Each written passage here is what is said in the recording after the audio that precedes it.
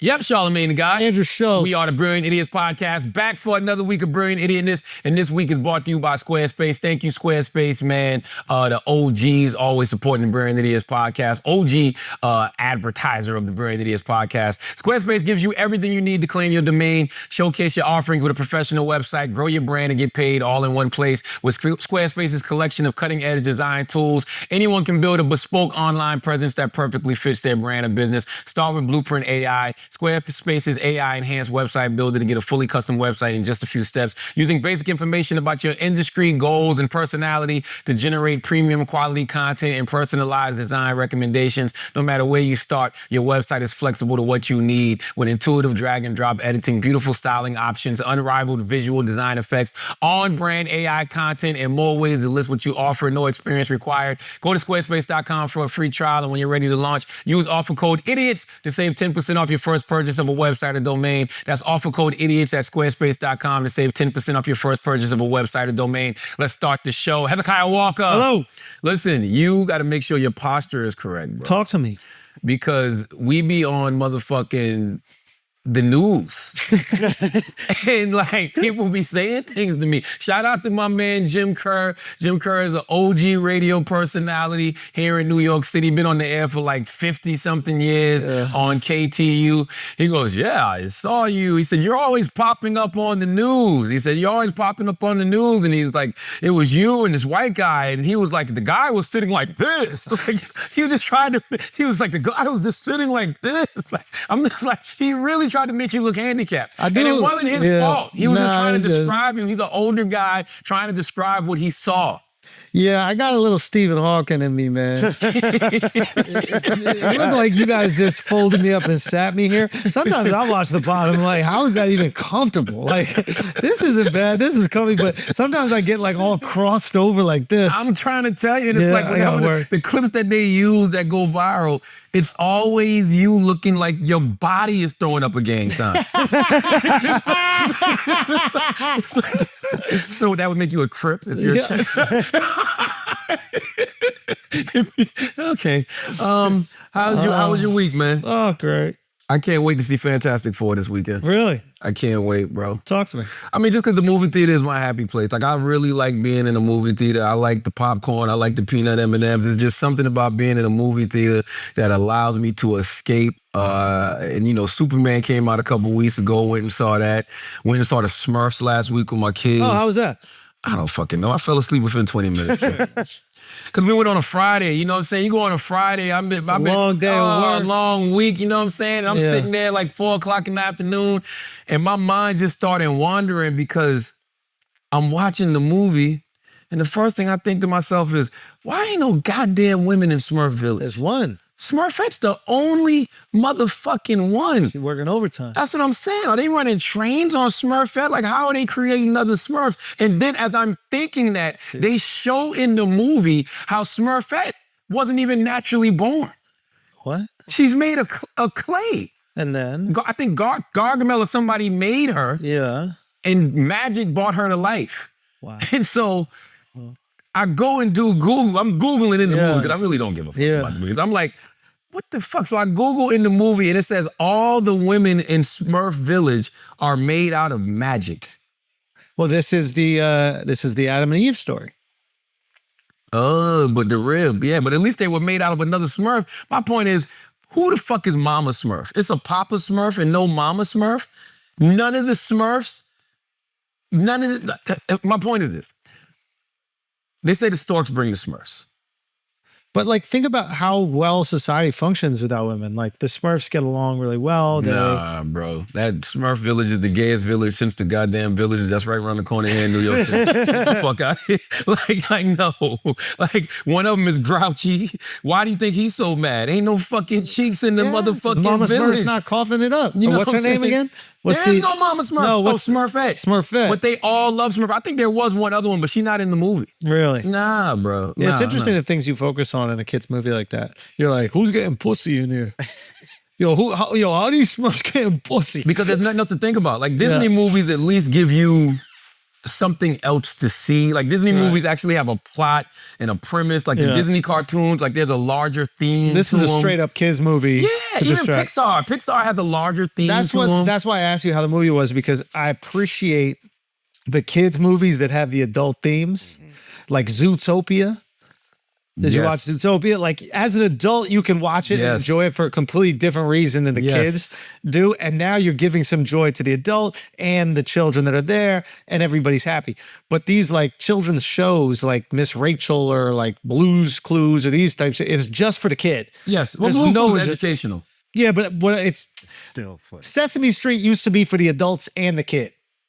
And then they made a more addictive version of the TV for the kid and sacrificed the adults' enjoyment. So the kids watch by themselves, and now the adults and the kids are watching the show together. That makes a lot of motherfucking sense, because I think anything that can be spoofed for adults actually has something in it for adults. Sesame Street could be spoofed for adults. Well, because wasn't there like funny little sexual innuendo and jokes in Sesame Street, but they didn't really acknowledge it? Like the kids would never be able to. Yeah, like Big Bro. I think Snuffleupagus was gay.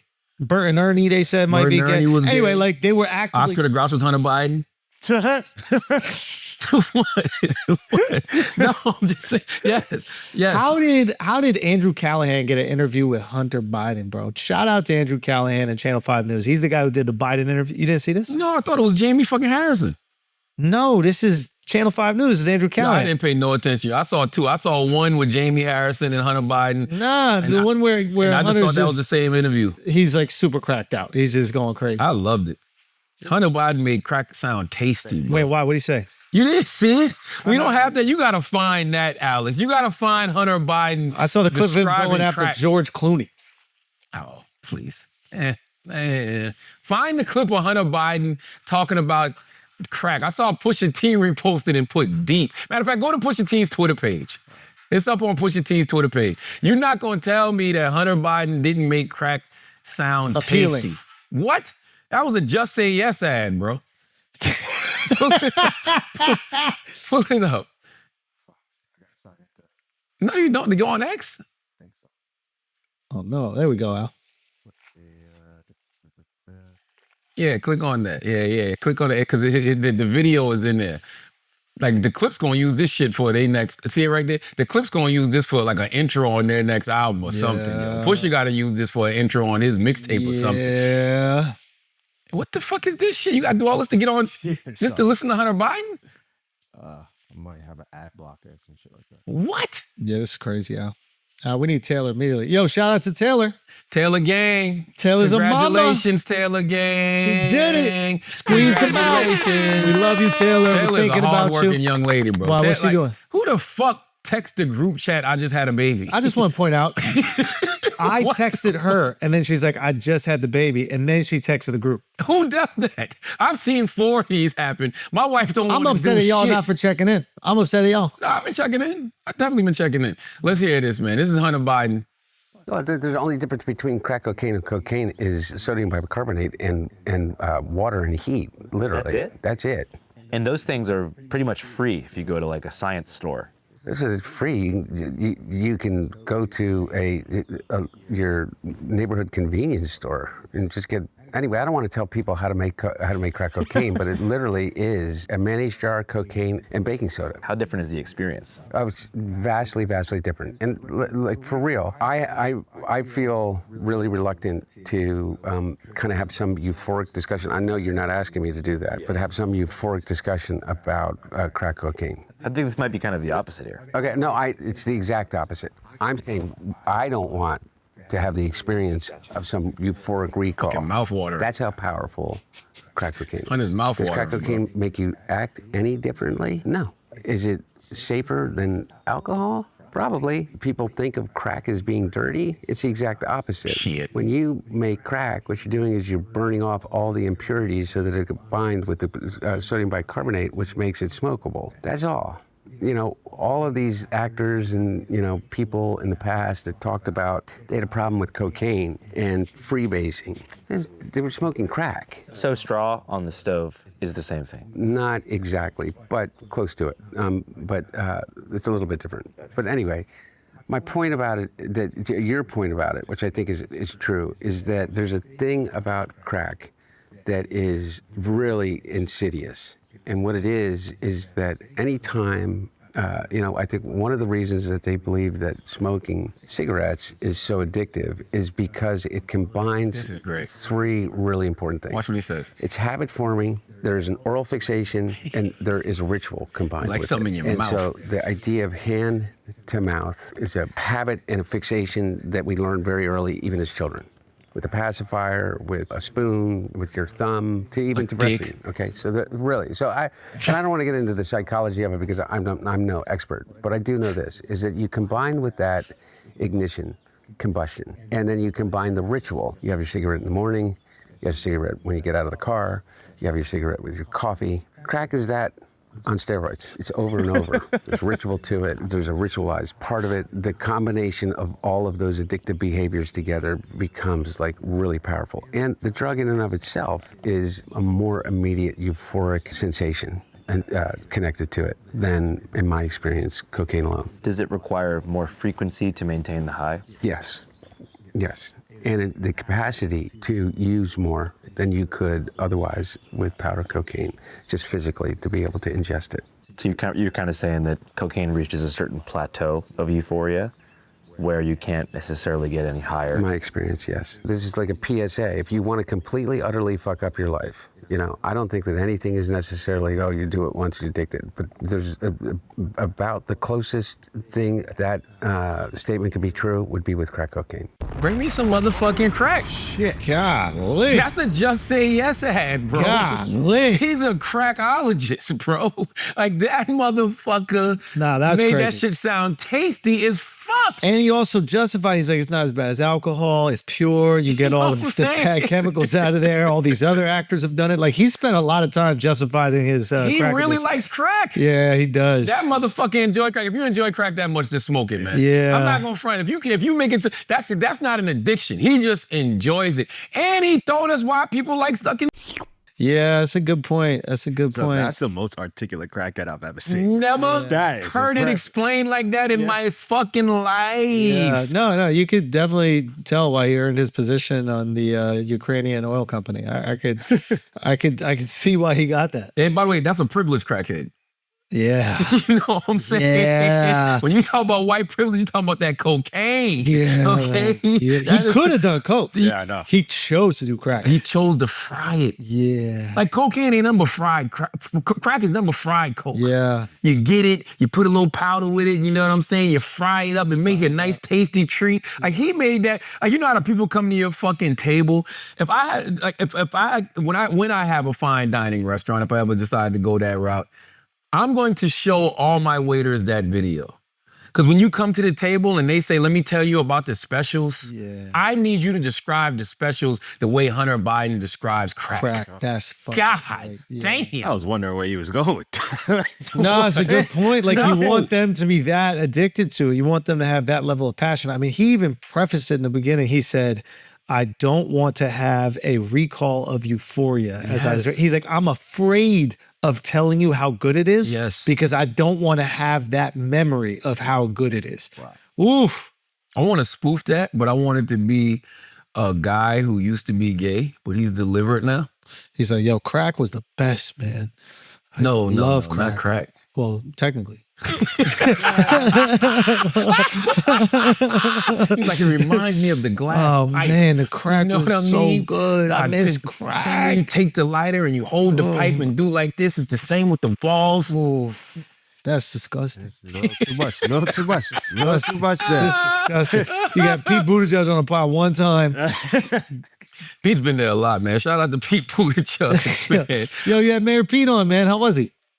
I mean, Pete's always good. Man. I always give Pete all the credit in the world because Pete comes to platforms when he don't have to. Yeah.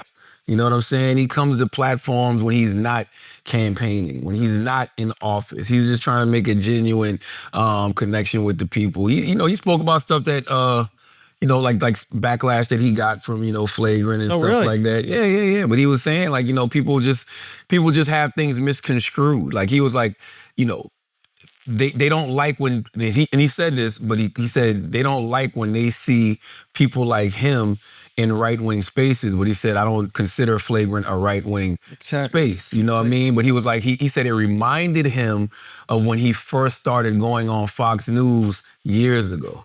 Like the same flack he got for going on Flagrant reminded him of how when he first started going on Fox News years ago. But it's just like, why? It was also his biggest interview that he's had. I think so. So like, I think so. The bigger the interview, the more flack that's gonna come with it in general. But like, we got like some crazy statistics on it. Like it was insane. Well, like views or engagement or 44 million views. Damn. On what? On just impressions? Across different platforms got you, and everything like that. Like engagements, 2.8 million engagements, 36 million observed views, 8 million estimated based on engagements for platforms that don't report views. So plays it like 78% of engagements came from posts from progressive pages, 20 from neutral, 2% conservative. That's what I'm trying to say. It's like, oh, I got this pushback. It's like from your own people. Like it's like. But you know why though? The algorithm doesn't know the difference. The best conversations are the one that get everybody going. It gets both sides going because most people probably didn't even watch the interview.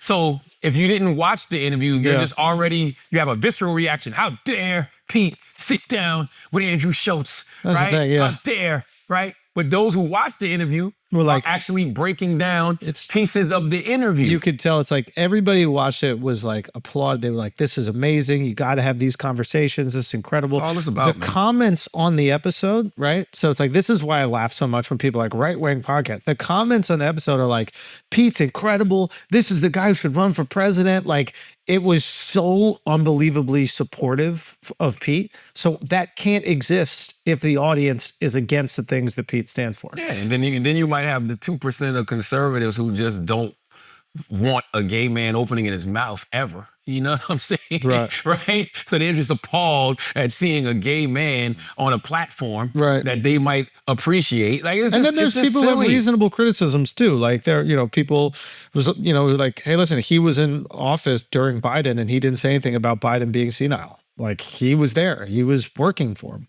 Like all so of those guys will say that they just put their head down and they were doing the work. They weren't paying attention. Of course, but knock it off. But this is real. This is reasonable criticism. Like he wasn't able to get the charging stations in. He did only a few of them, and it's like that was the job. So I think there are people who have reasonable criticism that he's going to have to answer for. Absolutely. At the end of the day, anybody who was part of that administration is going to have to either say they were complicit in the cover up, or I was putting my head down and doing the work, whatever bullshit that is. I said that to him today. What did he say? Why does everybody all of a sudden have the courage to speak truth to power? Like all of these things that people were saying years ago, it's just like now everybody wants to say now. Barack Obama, oh yeah, Democrats need to have more courage. Oh yeah, Biden was too old. We should have ran another candidate. Duh. Yeah.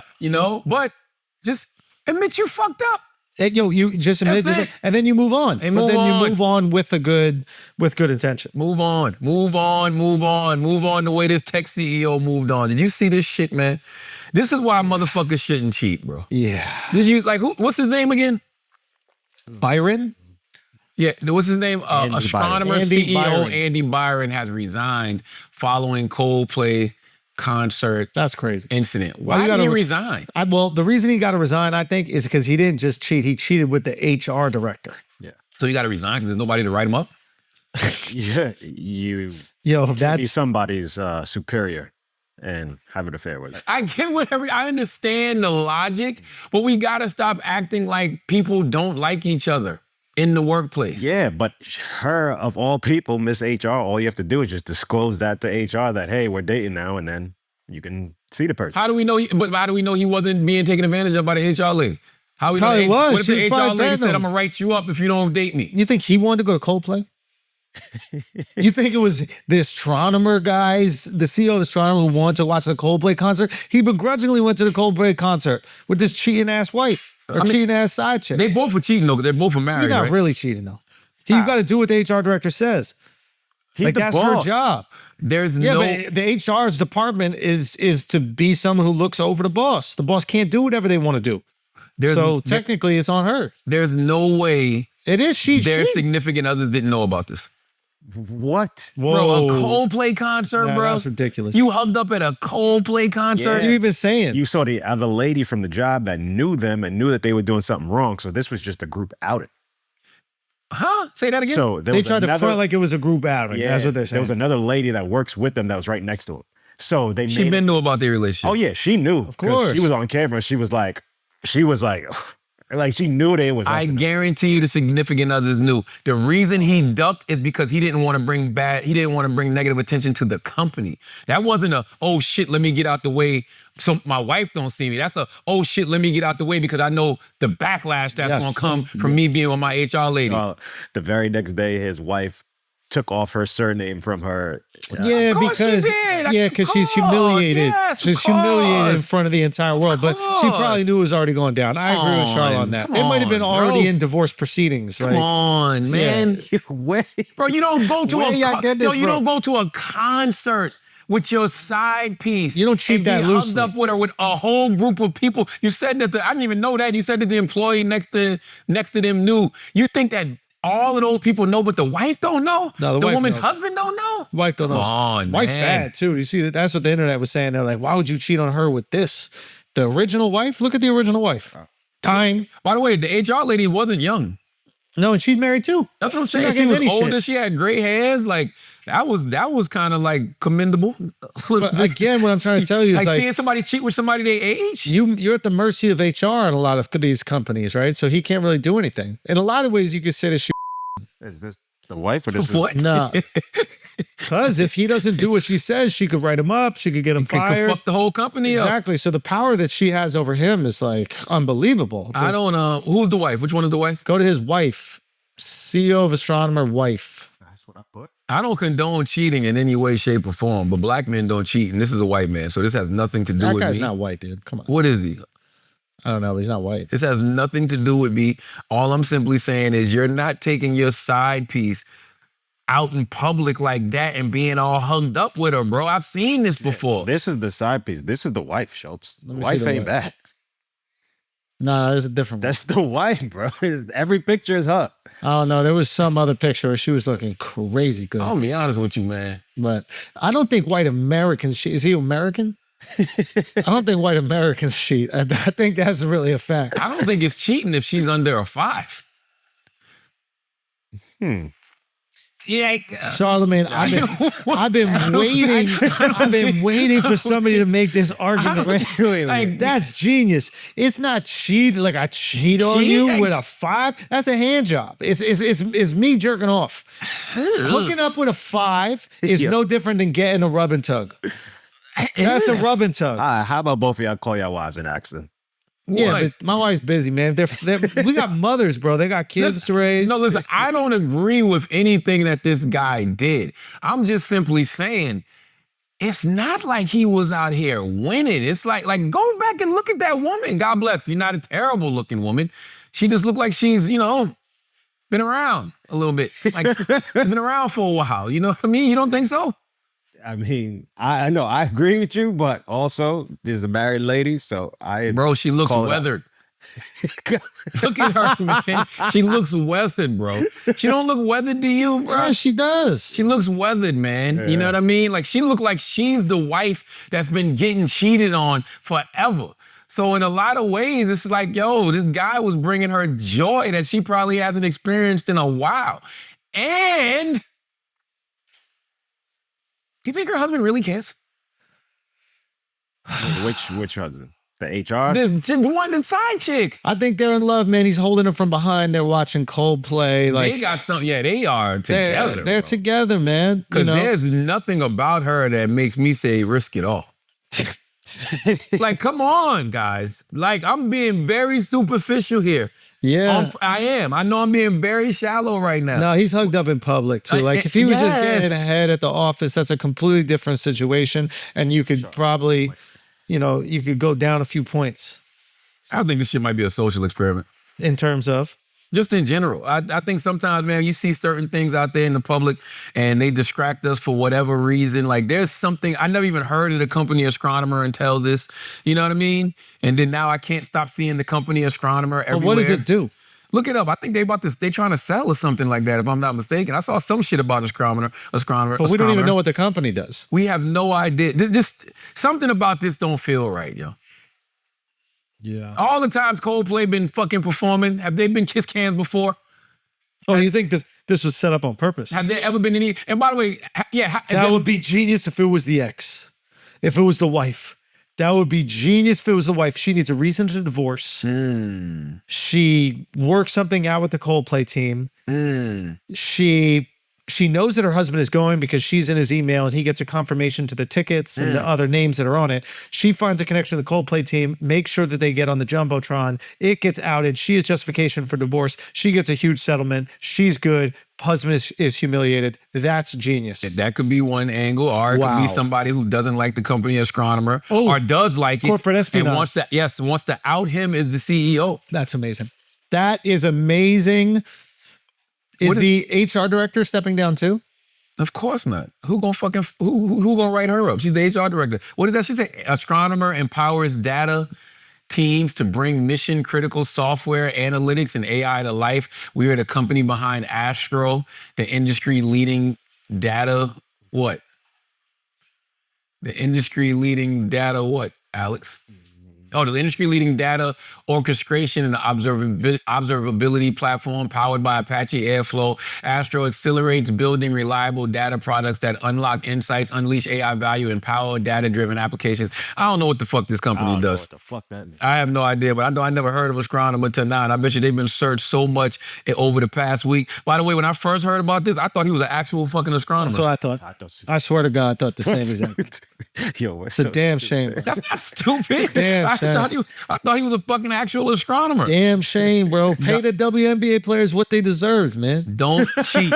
Pay the WNBA players what they deserve, Charlotte. Why are you not doing that? Charlotte, why are you not paying the WNBA players what they deserve? Those t-shirts were interesting. Tell me. Because it said, pay us what you owe us. Right? That's what it said, right? What did it say? What was it? What did the shirt say exactly? Well, they are paying them what they owe them. They owe them their salary and they're paying that. This is too much. What did it say? What did it say? Pay us what you owe us. Pay us what you owe us. They're not owed anything. This is the argument that people have been making. Maybe there's something I don't understand about, but like if the league is losing money, they're getting overpaid. If you pay them what they owe you, you're going to pay the league. Well, the league is losing money on purpose. Like the WNBA is what you call a loss leader. Like, right? So I think that, they make investments into the WNBA because they know eventually it'll make money. And it'll be worth it. Like Uber or any of these other countries. Uber, SpaceX, there's plenty of do your Google. There's plenty of companies that haven't made no money. I was reading something the other day. Who the fuck just started getting a profit over the last few years? It's one of these major companies. It might have been fucking Uber. Uber, yeah. It was Uber, right? It just got in the black. It just got in the black in 2023 or some shit like that. So this is what you call a loss leader. This is the argument that I do agree with the women. The women don't want to make as much as the men because that's what they just couldn't. Right? Well, they do want to, but they know that's not realistic. What they want is a higher percentage of all basketball revenue made. Like in the NBA, the guys get like 49 to 51%. Yeah, 49 to 51% of all revenue made. How long has the WNBA been around? Shit, since like 96? 97. 97? Okay, so almost 30 years is that? Yeah. And then I think we got to look at like the NBA contract and like what was the NBA making It's a good point. 30 years in? It's a good point. What was the NBA making 30 years in? And the NBA didn't have the luxury of another league subsidizing it the whole time. But let's just look at what percentage the players were getting, 30 years in. The growth is incredible. They're about to do a $2.2 billion deal. What I also find interesting is there are teams that are profitable. Now, I was thinking about this, right? The league as a whole isn't profitable yet, but there's teams that are profitable. If you're on a profitable team, your salary shouldn't be dictated based on what everybody else in the league is making. If you're on a profitable team, that team should pay you more. But that puts that team at a clear advantage against the other teams in terms of allocating players. Well, get profitable, motherfuckers. Be the New York Liberty. Be the Las Vegas Aces. You know what I mean? But the whole idea is that there's no way that these like small market teams can compete with the big market teams. Indiana Fever could right now. Caitlin Clark. Yeah, no, you're Aaliyah right. Boston. You're right. Like in a matter of in about a year, the Indiana Fever might be they might be the most valued team. I know the Liberty is right now. In a year or two, Indiana Fever gonna be the most valuable team in the league. I mean, whatever team Caitlin Clark is on is the most valuable. That's what I'm saying. She's the entire WNBA. So 30 years in, the NBA total revenue was $60 million per year, and the players' salaries averaged $130 to $300K. So what percentage of that is that? 130 to 300K, 30 years in? Yeah. What year was that? 1976. Oh, okay. All right. But like, yeah, so I think we just need to understand, like, and I just asked what percentage of revenue went to the players 30 years in. But yeah, look, it's tricky. It's, they want to get paid more. I totally understand it, but maybe they don't understand the economics. That's what I'm saying. It's not tricky. It's business. Yeah. You know what I'm saying? That's really all it is. And, it's hard to have conversations. 35 to 40%. 35 to 40%? Right. And that's what they want. That's what they're actually asking for. Like, I think people get it fucked up because they're like, you're not supposed to be making as much as LeBron James. You're not supposed to be making as much as fucking Shai. What they're asking for is simply a larger percentage of the revenue. And what the league is probably saying is, guys, in order to get people into the stands, we have to market this thing. And if we don't market it, nobody's going to watch. So let us spend money on marketing, and then future players will be able to make money like the guys made. And they were $50 million. They lost $50 million last year. If I'm the NBA, and I wonder about this too. Yeah. I know we're making more money. We got this big television deal coming, $2.2 billion, I think it is. Don't I want to recoup? If I'm the NBA? Of course. And they deserve to. They invested the money. Yeah, after I recoup, then you get some money. Yeah, I mean, that's what I would think, right? I mean, that's how any business should function. Otherwise, why would we invest in business? That's what I would think. You know what I mean? That's what I would think. But I don't think that, like, when you're an employee of a company, I don't think employees of companies, and it's not just WNBA players, but like, I don't think employees of the companies look at if the company is making money or not and how much they're making. I don't think employees of companies that are losing money think that they should make less because the company is losing money. You know what I mean? Mm-hmm. Like, there are plenty of like TV shows that lose money, and the employees of those TV shows aren't going, I should make less money because we're losing money. well, shit, CEOs don't feel like that. CEOs will still give each other motherfucking bonuses regardless of what the stocks are doing, regardless if the company's losing money. It's a perfect example, right? So it's like everybody that works for a company believes that they deserve to get paid. When the company starts making money, they're like, I should make more. When the company starts losing money, they never go, I should make less. Yeah. So I don't begrudge companies that are often like, hold on, wait. Where was the conversation when we were losing $50 million a year about you guys taking less money? The second we start to make money, we get some attention. Y'all want to talk about how much more you should make. What about all those years that I was just paying for this and losing money? Man, that's so crazy. That's reasonable. Nobody ever has that conversation. Like the CEO can never sit you down and be like, look, man, this is what you're making, right? This is what you're paying you. This is what we're paying you. This shit ain't adding up. You know what I mean? So I need to cut your salary in the meantime. Nobody wants to take the salary cut. Nobody wants to take less money. But it makes sense for the CEO to do that because the CEO and the company are losing money. Yeah. You know what I mean? But it's also up to the CEO too, because some shit has to, if you guarantee somebody a contract, you got to honor that contract. Now you can go to somebody and ask to, restructure the contract for the company, but why does the talent got to do that? Bro, here's the other thing. It's like, there's nothing wrong with asking for more money. Like, everybody should ask for a raise. Never. So if the girls want to ask for a raise, ask for a raise. It's got to make sense. I think what happens is people might take exception with how they frame it, as if there's some sort of sexism baked in, or as if they're not getting what they deserve. But like, if you just want to make more, you're entitled to go to your boss and ask to make more. What's wrong with that? You might get told no, but like, we shouldn't be telling people they shouldn't be able to ask for more money. Once they start acting like it's a outside cause, or they start evoking sexism, like I think the women's soccer team like evoked sexism in the deal, then it gets annoying because it's like, guys, what are we talking about here? Like, we live in the most literal, non-literal world. What do you mean by that? So you can wear a t-shirt that says, pay us what you owe us, and everybody will look at that and be like, but they don't owe you anything. Yeah, you know what I'm yeah, saying? yeah. Actually, you're in the the red. Yeah, So, yeah. you know, if they pay you what they owe you, You owe them. it would be nothing. Yeah. Oh, I saw that. Oh, man, I saw that shit. Somebody said like the WNBA, if the NBA, damn, I had this shit. I actually had NBA this shit in pulls my funding. phone. Hold on. If the NBA actually went to the players, you just want to touch me, bro. If the Nah, man, get NBA in went to there. the players and damn, I just saw this. Oh yeah. In 2025, the WNBA reported a $40 million deficit. If every player were responsible for covering this loss equally, each would owe approximately $277,000, $277,778. Yeah. If every player were responsible for covering the loss equally. That's crazy, bro. But this is where the girls need to understand it's more than messaging. Like, you have your message, and then what's your justification for wanting more money? And you have leverage. Like, people are watching and people are interested. So now is the time to ask for more, for sure. Yeah. But like, what's the justification? And right now, none of us can say the justification. I can say, no, the justification is that the league is more popular than it's ever been. And there's a $2.2 billion television deal coming. So then that's the justification. So then get that money when the deal comes in. Yeah, I mean, what they want, they literally are just seeking a greater share of the league's revenue. Yeah. That's it. Like, you know, as the league grows in popularity, I don't have a problem with that. Merchandise, you know, ticket sales, I don't have a problem with that. They only make like 9.9% of that shit now. That's it. Like increase it. That's all they're asking for. Increase it. And technically they are making more because as the league gets more popular, they're getting more endorsement deals. And so more WNBA players are making more money. Oh, let's be clear. The WNBA is a sure bet. Yeah.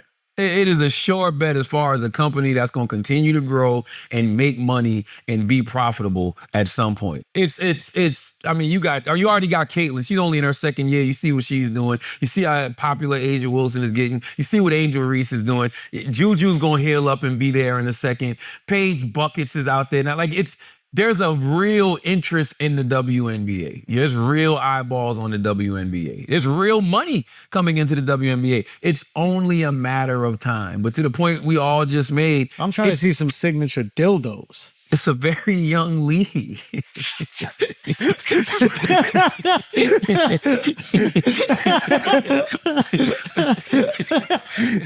It's a very, you know what I mean? It's a very That's young fire, league. Though. You get the signature straps. You don't want a signature. You don't want a Paige Bucket strap. As crazy as that sounds, that's not like the worst idea. It's a fantastic idea. You gotta think outside the box, or bro. put something in it. Way. Like, when you want like the pocket pussy or something. No, I like want that. the Paige Buckets strap. No, yeah. Because if you're a stud, don't you want the strap of your favorite player in the WNBA? I want to be strapped up just like that. Dope. It is dope. It can be the colors of the team they play for with their number on it. Facts. You know what I'm saying? And whatever their number is, that's how many speeds it is. But that's assuming all of them are lesbians. They're not all lesbians. Nah, But just for everybody. Just get the lesbian one. Yeah. It's for the, Not everybody gets a sneaker in the NBA. yeah. But the top lesbians in the WNBA the should top have a stud signature the strap. top stud. The top That's kind stud. of fire.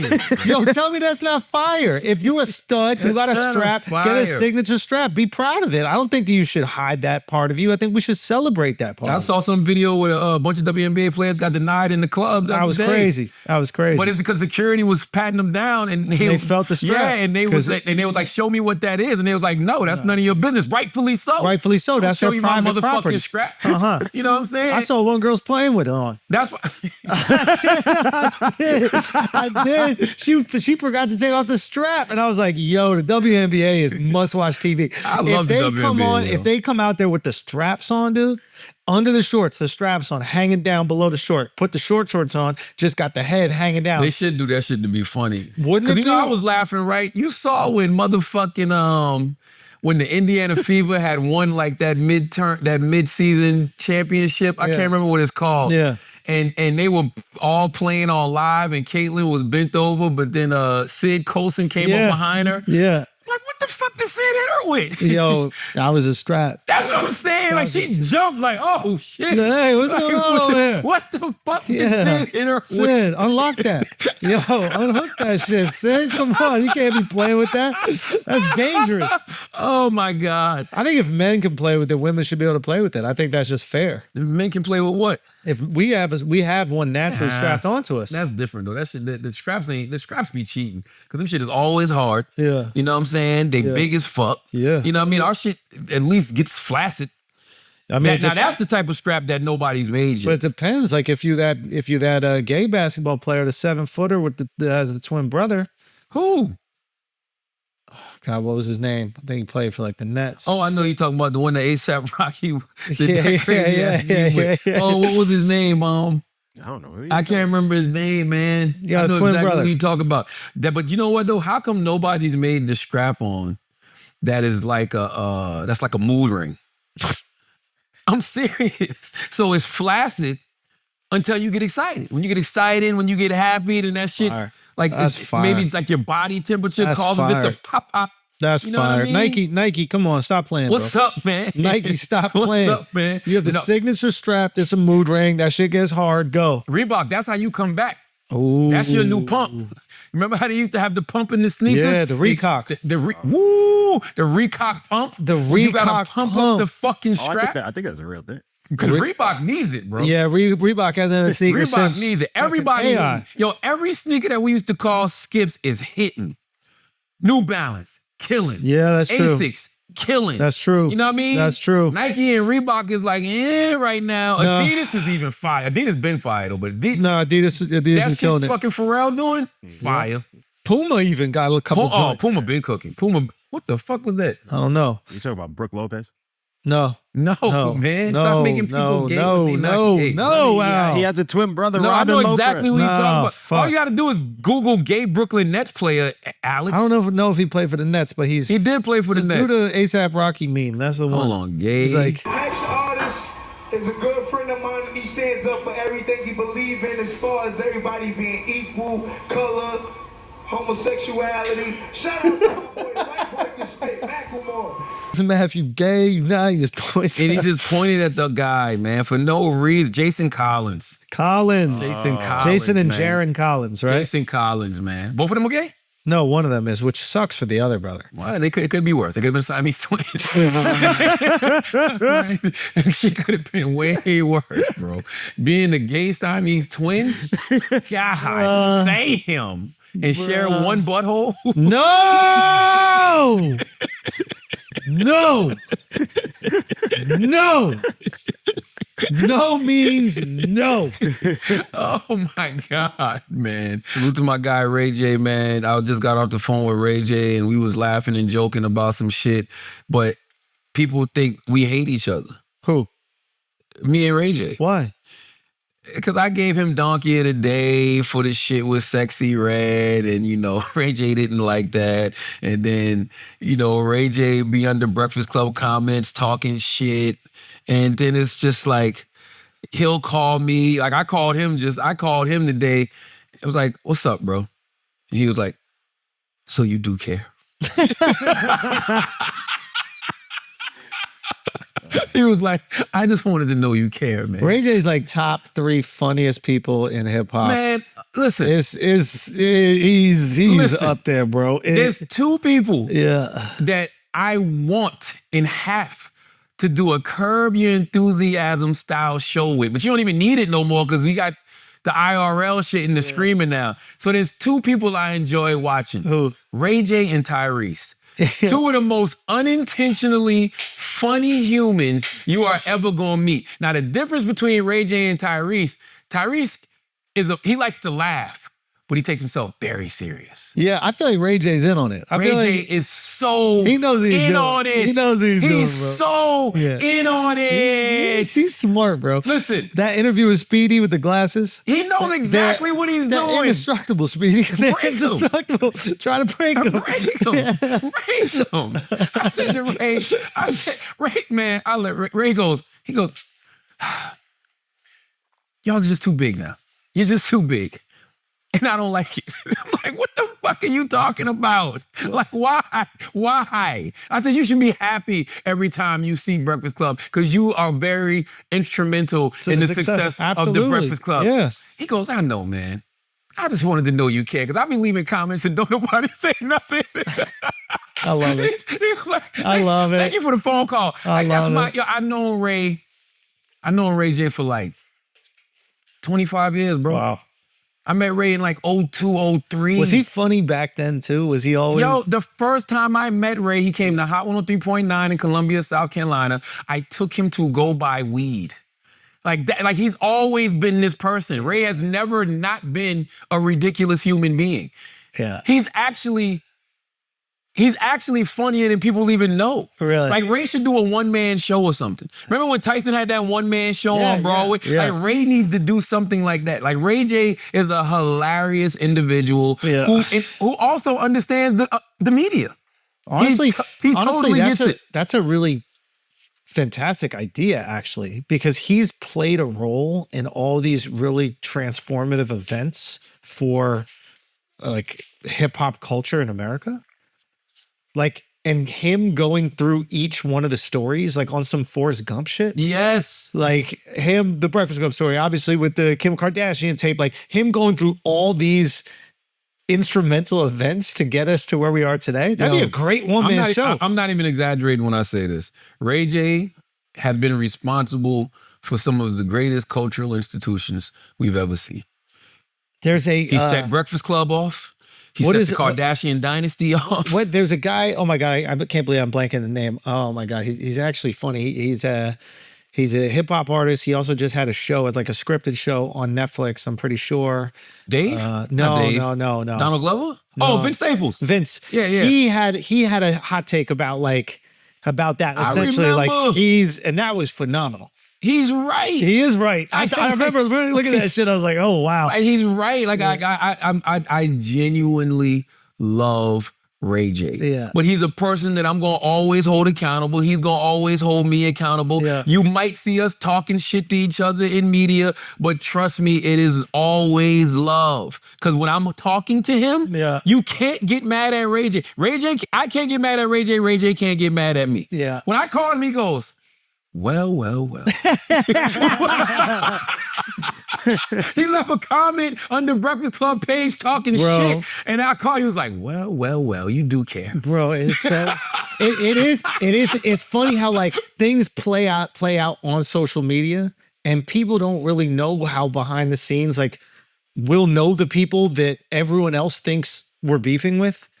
And you're Yes. talking behind the scenes. Yes. Like I remember you hit me after Portnoy sent the Yep. tweet out to share the text. I remember you hit me like, yo, what's going on with this Portnoy thing? Portnoy, yeah. And I was like, bro, it's kind of like a crazy miscommunication. This actually kind of my fault. And What happened? So I didn't know how to explain it in one tweet, right? But basically what happened is like he texted me like this is like a few days or like a week ago about like some Mamdani stuff, right? And we're going over the Mamdani thing.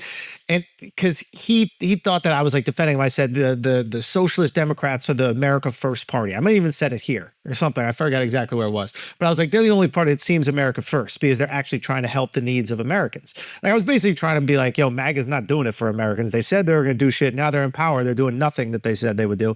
And the Democratic Socialists are actually the ones trying to do help. You might disagree with the policies, but they're actually doing it.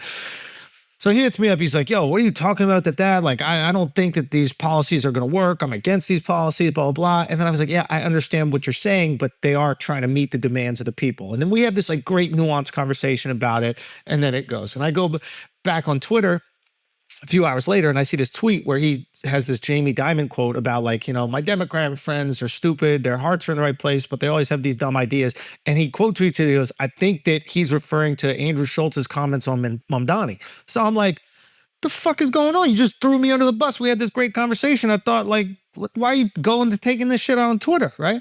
What I don't realize is he tweeted that before we talked.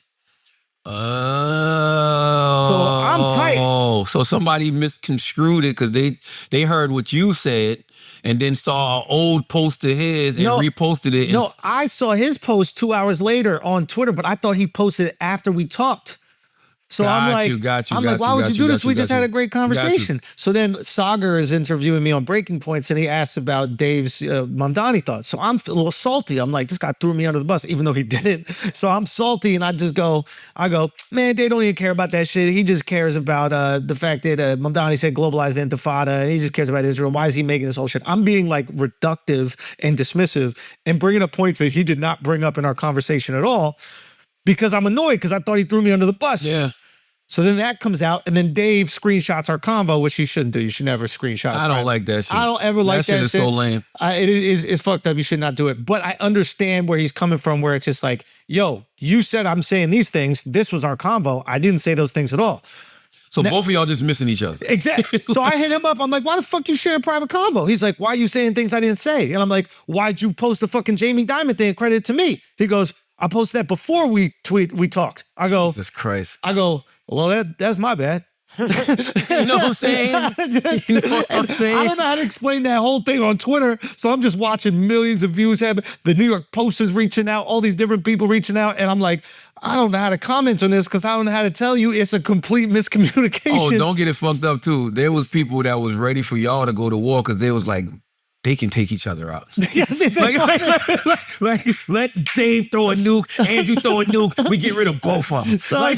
I'm telling you that's what it was. I said, Dave, I was like, listen, this is my bad. It's miscommunication here. Like, I don't think you should share the private text. So just text me something right now, like the Yankees are your favorite team, and I'll post that, and then we'll be good. And he's like, yeah, that's not happening. And then we're it is what it is. But that's what you got to do. Pick up the phone. Listen. Yo, I know. And listen, I gave Ray J donkey of the day for some shit a couple weeks ago when him and Sexy Red had their little back and forth, whatever. He immediately hits me. Right? I should have hit him when I saw the Jamie Dimon shit. Yes. But yes. That's why I take accountability for it. It's like, yeah, it's on me. And by the way, I should have hit Ray J. You know what I mean? And I know it's a weird thing, man, when you in this space of media because you still want to comment on everything that's going on. But if you actually have relationships with a person, you got to hit them up you first, got to, you know, and that's a lesson I keep learning the fucking hard way. And I thought that we had that conversation because we were talking. I was happy about that because I think there's nothing cornier than like when you actually know somebody and you can actually reach out and you choose not to. Yes. Because to me is proof that like you don't actually want to know what they thought. You don't actually want to know their justification. You're just trying to get some views off that shit. Yes. So like I think that's the corniest fucking shit. Yeah, listen, the funny shit about the Ray J shit, when he called me after the Donkey of the Day shit, he just was like, you're a horrible person and I'm never gonna let you forget that. He was like, I don't care how much money you've made. I don't care how much therapy you have done. How many crystals you own. No, I'm not even joking. He was like, you are a horrible person and I will not let you forget that. You cannot just run from the people you've hurt, Charlamagne. I'm like, yo, what the fuck are you even talking about? It's a very therapized version of Ray J. Then he was like, poetic. Yo, I'm not gonna. He's saying this playfully or he's serious? Oh no, he was serious. I'm like, who, Ray? Who have I hurt? He named two people. I was like, one of these people you're lying about, and I've already apologized to this person, and you know it was his sister Brandy, and the other person, I don't want to. It was Amber Rose, right? Yeah. I've seen Amber a million times. I didn't know me and Amber had an issue. Yep. Like Amber talks to you behind the scenes. Amber talks to Envy behind the scenes. I didn't know there was an issue, and then he put me on the phone with Amber, and it wasn't really an issue, but Amber just explained to me about back in the day when I used to do the whole Hall of Fame.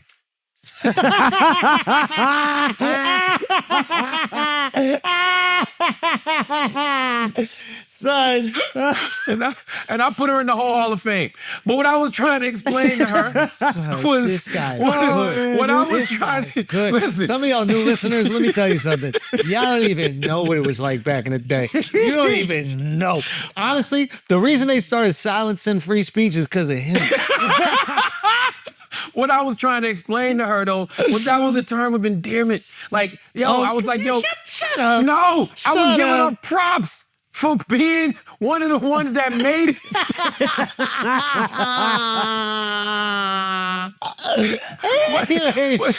But listen, Amber never told me that bothered her. Yeah. You know?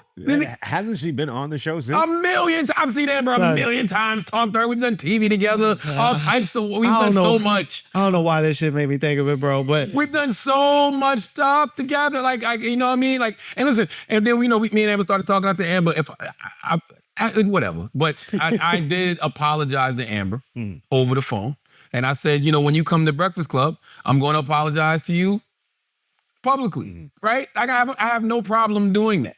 And so Ray J goes, Nah, fuck that. Right? If you won't accept my apology from Sexy Red, well, I'm not letting you just apologize to Amber Rose like that. He don't mean it. He don't mean it. And I'm on the phone like, yo, Ray, shut the fuck up. He's like, you shut the fuck up. Like, I love Ray. I'm not even joking. I love William Ray Norwood Jr. I really do. Some people are I really do. Some people are so entertaining and funny. It's hard to be upset at them. It's hard to be upset at them, man. And Ray know what he's doing. And I'm gonna tell y'all something else. Ray is a phenomenal businessman. Scooty Bikes.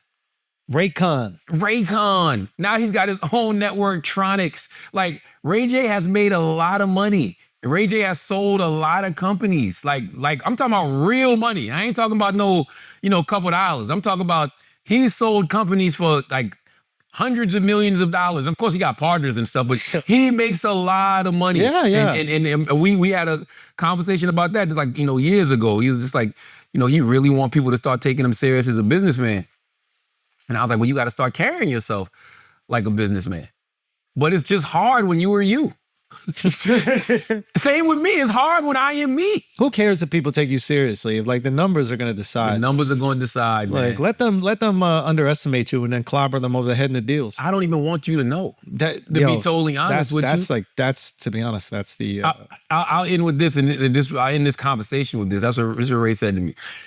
Because Ray said, Charlemagne the God, the personality, is one thing. Charlemagne the God, the businessman, is another. Just like Ray J, the personality, is one thing, and Ray J, the businessman, is another. But they blend into one another. We can't help that. We're media personalities. Show us what we're supposed to do. No, you're right. What are we supposed to do? All right, before we go to this, I just have to say, I don't know why this reminded me of it, but you saying the whole Hall of Fame was just kind of like funny. It was just like an honest moment. It reminded me of this Duval post that he posted on Instagram very recently. I will read it. Scarlett Johansson is a beautiful white woman to me, and her tits on Jurassic Park World is keeping me engaged, and I'm not even a tits guy, but hers still perfectly as she shoots at the fish dinosaur. Did you see what I left? Did you see the post? Did you see the post? Did you see the comment I left on this? No, what you said. Look. I saw that this morning. Clay said, "Take this down." I said, R.I.P. man. R.I.P. Word. R.I.P. That's right. Clay said, "Take this down, bro." That shit was so beautiful. Like the way that he explained, like he got to do a whole paragraph explaining his attraction to one of the most beautiful white women on the planet. He goes, "She is beautiful to me." The funny thing is, Duval said, "Show me the text of him saying it." Yeah, I could pull love up it. a million texts of Clay saying, "Tell Duval, take that down." This is the funny shit about Duval. Duval be waking up in the morning high. Yo. It's like, yo, stop putting your inside thoughts on social media. The caption is worse than the tweet. That's what he said. What's the caption? He put, "She's so raw." And I don't care if Dr. Umar see this either. Somebody put me somebody put me down with her. Just found out she was married. Never mind, unless she cheats. What the fuck, Duval? No, Duval, leave that happy union alone.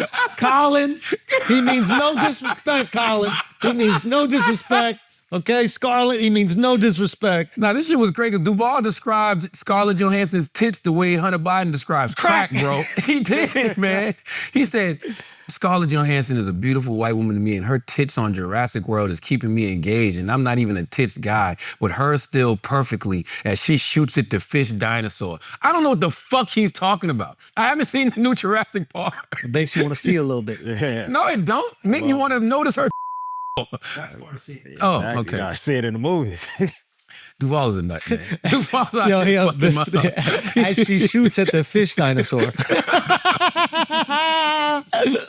A salute to Squarespace, man. Thank you, Squarespace, for supporting this week's episode of the podcast. Squarespace is the all-in-one website platform designed to help you stand out and succeed online. Whether you're just starting out or scaling your business, Squarespace gives you everything you need to claim your domain, showcase your offerings with a professional website, grow your brand, and get paid all in one place. Get discovered fast with integrated Squarespace Squarespace SEO tools. Every website is optimized to be indexed with meta descriptions and auto-generated sitemap and more. So you show up more often on search engines and bring in more of your ideal customers. Squarespace Domains makes it easy to find the best name for your business at one fair, all-inclusive price. No hidden fees or add-ons required. Every Squarespace domain comes with advanced privacy and security tools included to ensure your domain remains online and protected. Plus, Squarespace provides everything you need to bring more of your dream to life, whether that means building a website or adding a professional email service. Don't wait to claim your name. Invest in your dream domain today. Head to squarespace.com for a free trial, and when you're ready to launch, go to use offer code IDIOTS to save 10% off your first purchase of a website or domain.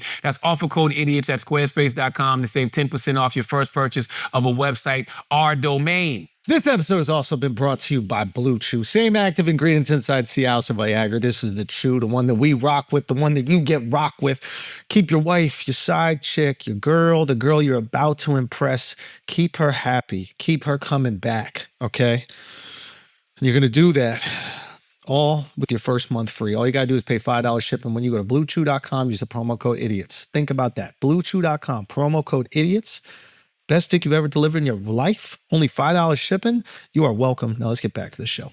Church announcements. What you got, Hezzy? Yo, very excited to say this. So this weekend is the inaugural Hamptons Paddle Classic. We're doing a charity tournament, a paddle. Hey. You know how obsessed I am with paddle out in East Hampton at the Hampton Racket Club. And all the proceeds go to this amazing fertility charity. And it's called Baby Quest. Yeah. You're actually doing something for the community? Yeah.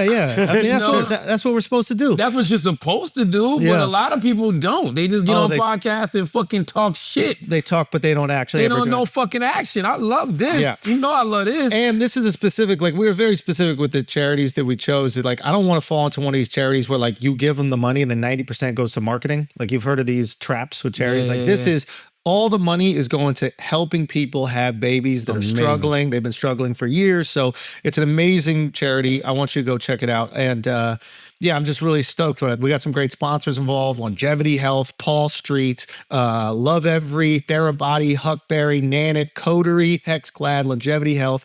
And yeah, so like kids are free if you guys want to come. The teams are already people already bought their team selections, that kind of stuff. And we got some great raffles. But if you want to donate, we'll put a link in there as well, even if you can't be there. But it's for a great cause. And there are people that were, struggling to get pregnant. Not everybody is in a privileged situation like my wife and I was, where you could pay for that. It's incredibly expensive. So what this does is actually allows those people who want to bring life into the world and people who desperately want to be parents. It gives them that opportunity because of situations they can't control. So I think it's awesome. I'm really excited. I want to continue doing these charity tournaments like around the world. Like, ideal version would be I go back on tour and then like I have a show on Saturday and then Sunday is like the charity tournament, and we could just do it nonstop and give people the opportunity to create some life. The fact you're doing it in the Hamptons, kind of cool. Yes, and that's where the money is. Yo, that's why I'm saying these donations better be legit. Yes, go lean on them and give it to the people who actually freaking need it. That's what you're supposed to do. I'm excited. I love it. I think that, we live in a time where, we really got to depend on each other. I'm an ambassador for the food bank in New York City. I love that you're actually at the food bank. First of all, that's the best thing because you actually are connecting with people. You can give money, which I do, right? You could also just talk about it on a podcast and not do anything. Exactly. But I like it. I like actually being there with people and talking to them and, seeing what's going on in their world, seeing what makes them tick, seeing what they actually give a fuck about. So yeah, I was at the food bank. We was in the Bronx last week. What's the name of the projects? I guess we were at the Bronx River Cornerstone Community Center. That's where we were, the Bronx River Cornerstone Community Center, man. And it was just an amazing event. The kids were out there with their parents. It's summertime. People need something to do, so they're at this camp. And, the food bank was out there doing what they do. Food bank is an amazing program. And the one thing I realized, when you talk about these federal cuts that are being made, those are the programs that are impacted by federal cuts like that. Yeah. You know what I'm saying? So when you see the federal government cutting the money for programs like the food bank, we really should step up and donate money to organizations, like the food bank, because they're actually out there doing the work. Like they are actually out there making sure, that people are motherfucking eating. So go to foodbanknyc.org if you want to make a donation to the food bank in New York City. And my other church announcement is I want to shout out Cheryl McKissack Daniel, her new book, The Black Family Who Built America, 2 Centuries of Daring Pioneers. That's the what do they call it? It's coming out in paperback, but that's just like the advanced copy that you just read. But yes, go get that if you want to know about a really dope business, McKissick and McKissick, 7-generation Black-owned construction company. And they have, been responsible for some of the dopest buildings that you have seen in our country. So that will be out in August, but you can pre-order it now wherever you buy books. I think that like sharing these stories is really important because I think it's important to talk about historical injustices. It's not saying that we shouldn't also talk about it, but it's also important for people to hear about the success stories of the people that have had life experience just like them. Yes. And it's inspiring, right? Because a lot of times you don't realize you can achieve something until someone just like you does it. Especially when the McKissicks were able to establish this construction company in the mid-1800s. What was happening then? Slavery, Reconstruction. Oh. Like these, it was a whole lot of shit. Yeah. Okay, and they were able to establish this company in the mid-1800s and still be thriving all these years later, man. Rest in peace to Malcolm-Jamal Warner. My God. Yeah. If you haven't heard, I don't know where you've been, but Malcolm-Jamal Warner died at age 54 after drowning in Costa Rica. He was swimming at Playa Grande. I can't pronounce that. Playa Grande is on the other side of Tamarindo. So Tamarindo is like one of the Nicoya Peninsula, I think it is, but it's like one of the, I've been to Playa Grande. I surfed there as a kid. Like the Las Tortugas Hotel is probably maybe where he stayed, but this is really tragic, man. Tell me about these riptides, man, because a current pulled him into deeper waters. I'm going to tell you something because I've been caught in one. I remember that story. No, this is a different one. Oh, but that was also Costa Rica, but it was a different part. But so my bro got caught in one as well. So basically, luckily we're on like surfboards and shit. But basically, what happens in Costa Rica is the tidal change is like really severe. Like when you go out to Rockaway or whatever, like high tide, the water comes up, and then low tide, it's like maybe 20 feet or 10 feet back, right? In Costa Rica, the tidal changes feel so extreme. We're talking about like 100 feet of beach goes away on a high tide. Oh, wow. Damn. And there could be no waves during low tide, and then high tide, because so much water is coming in, there's like real proper awesome waves. So especially in this beach, like I remember being there when it was low tide and then no waves, and then high tide, like some serious shit. All that moving water can create these things called riptide. So where riptide is like there's these waves crashing this way, and somebody who knows a lot better the science than this will probably correct me, but I'm gonna do my best. Waves are crashing. All that water that's coming in needs to funnel out in a direction. Okay, because you can't just have water coming in and then going straight back out. So what happens is waves will often break, and then sometimes they create these funnels or channels for all that water to move back out. And they create these things called riptides, which are incredibly fast moving water straight out to sea. Mm-hmm. And you don't realize you're caught in it because it doesn't feel fast. You're just trying to swim against it, and you realize that you're swimming the opposite direction that you're going. You're going the opposite direction you're swimming. What you're supposed to do when you're in a riptide is swim exactly. You swim cross. So it's like you're being pulled out to sea. You swim cross. You're out of that riptide in 15 feet, 20 feet, and then you swim back in. But most people don't realize that. They're just getting pulled out to sea, and they start to swim against it. They get exhausted, and it's a scary fucking thing, man. Yeah, and when I was young, I got caught in one. What happened? Yeah. No, luckily, I knew to go to swim. Across. Yeah. Where were you at? In Rockaway, because I grew up in Rockaway. He grew up in a beach community, so like I grew up in Far Rockaway. Yeah, it's a beach community. He's a surfing beach community, so you learn about these things at a young age. But yeah, it's like I don't think people realize how severe it can be and how quickly you can be in harm's way without anybody really realizing it. Because it's not like you're bobbing up and down in the water and the lifeguard sees you. Yeah. It looks like you're kind of just swimming in the ocean like everyone else. And then you're so far out that people might not even see where you are. Yeah, man. That's what they say happened in this situation. They said that It's horrible. And dude. I just saw this in the New York Post. They said he was swimming with his 8-year-old daughter. Did she also pass? No, they because they said somebody on a surfboard, a volunteer lifeguard. Let me see. Hold on, let me get this right. Yeah, according to police officials, surfers saw Warner and his daughter struggling in the water. A surfer dove in and brought the child back to safety on his board. A volunteer lifeguard then pulled Warner and a second surfer back to the shore, where he was given CPR for 45 minutes per the report. Man, yo, that the reason this shit hit so hard, man, is because when you think about just being a father, and every day of our life we just try to avoid bullshit, right? Like we try to avoid fuck shit that we know may cause our lives to be shortened. We take precautions in a number of different ways, right? Like, I mean, you work out, you take your supplements, you don't do drugs, like you avoid certain areas, like all types of different things.